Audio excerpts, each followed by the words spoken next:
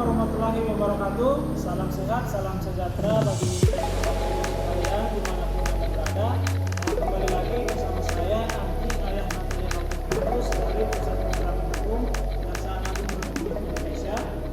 Hari ini kita bersama Bapak Ersah Sinulinga dari mana Bapak?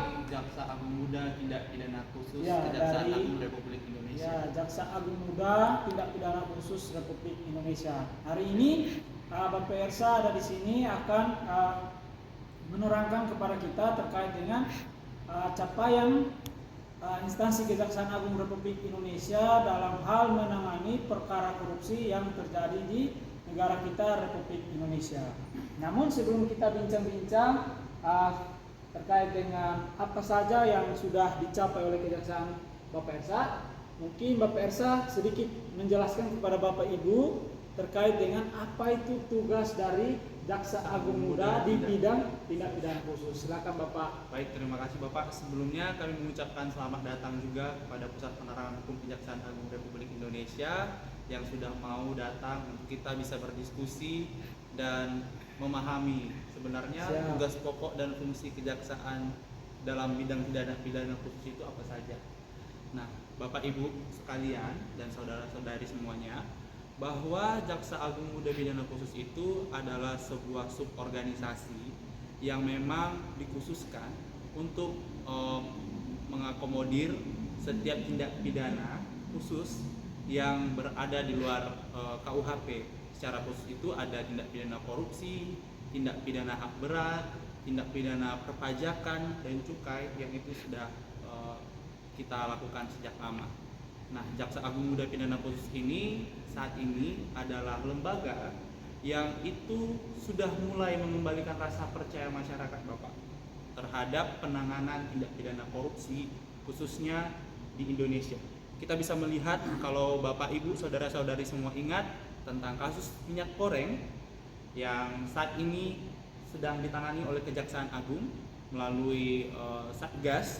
Nah, itu ternyata dilakukan oleh PT Duta Palma Group yang sudah berkasnya itu sudah kita sedang selidiki, sedang kita teliti lebih lanjut, dan perlu kita ketahui semua total nilai kerugian yang dilakukan oleh PT Duta Palma itu sebesar 78 triliun Bapak.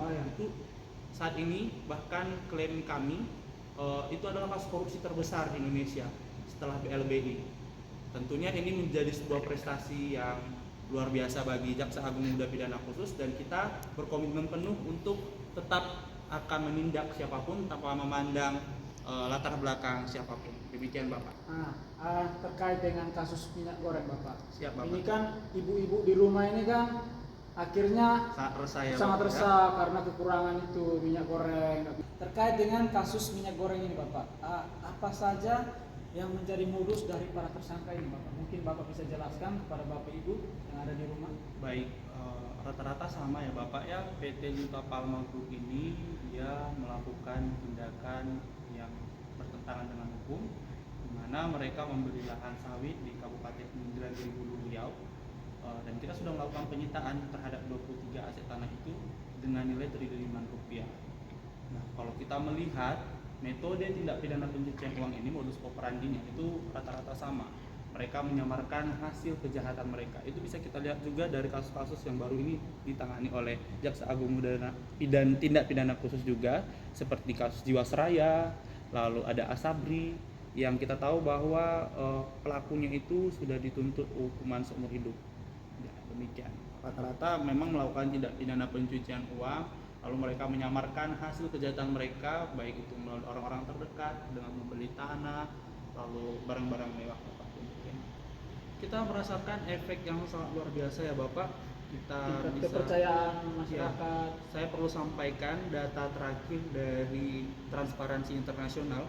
Itu indeks persepsi korupsi kita itu meningkat dari tahun 2020 itu hanya 37, saat ini di tahun 2022 itu sudah 38. Meskipun hanya naik satu peringkat, dengan berbagai kasus yang ada, hal itu merupakan sebuah prestasi.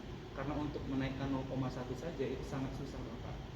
Nah, saya dengar Pak di Badan Diklat sekarang itu lagi ada PPPJ Angkatan 79. Iya, memang sedang dilaksanakan. Ya, apa pesan Bapak terhadap calon-calon jaksa ini yang masih muda-muda? Apa pesan Bapak untuk mereka sehingga kedepannya setelah menjadi jaksa menjalankan tugas sehingga mereka tidak terlibat dalam praktek hukum yang melawan salah ya. yang salah. Kepada adik-adikku peserta PPPJ Ya, Angkatan 79 yang saat ini sedang belajar di Kawah Chandra di Muka, kalian harus belajar lebih giat, integritas, karena dengan kewenangan yang saat ini sudah ditambahkan kepada kita, maka akan banyak tanggung jawab yang akan saudara-saudara emban juga nantinya. Oleh karena itu, junjunglah tinggi integritas sesuai dengan Trapsila Adiaksa, yaitu Satya Adi Wicaksana. Berlaku jujur, tidak sombong, jauhi kemewahan, dan tetap memenuhi rasa keadilan masyarakat dalam setiap apapun yang kita kerjakan. Mungkin itu saja Bapak, tetap semangat untuk para calon jaksa yang sedang belajar saat ini di Diklat PPPJ. Kami tunggu keberadaan saudara untuk memberikan kontribusi bagi bangsa dan negara dalam bidang penegakan hukum. Demikian Bapak. Terima kasih Bapak atas informasi sudah berbagi kepada kita semua. Saya di sini sama Bapak Ibu yang ada di rumah. Bapak Ibu, karena kita sudah sampai di penghujung acara dialog interaktif pada saat ini, mungkin ada pesan khusus dari Bapak Ersa untuk kita semua yang ada di Republik ini, khususnya untuk aparat penegak hukum dan juga pejabat eksekutif, untuk tidak melakukan praktik korupsi dimanapun mereka bertugas, dimanapun mereka berada. Mungkin Bapak bisa menyampaikan pesan khusus untuk mereka menjadi pegangan, pedoman untuk mereka untuk menjalankan tugas mereka. Silakan. Pesan khusus saya, Bapak tetap menjaga integritas dan memegang amanah tanggung jawab sebagai pegawai yang sudah bersangkutan. Mungkin itu saja Bapak. Ya, jadi pesan khusus dari Bapak Ersa, bertanggung jawab, jujur dalam menjalankan tugas. Baik Bapak Ibu, terima kasih Bapak Ersa. Assalamualaikum warahmatullahi wabarakatuh. Salam sehat selalu, salam sejahtera. Sampai bertemu lagi dengan saya Angki, ayah Natalia Okeganus di Dialek Interaktif. Salam Adiaksa.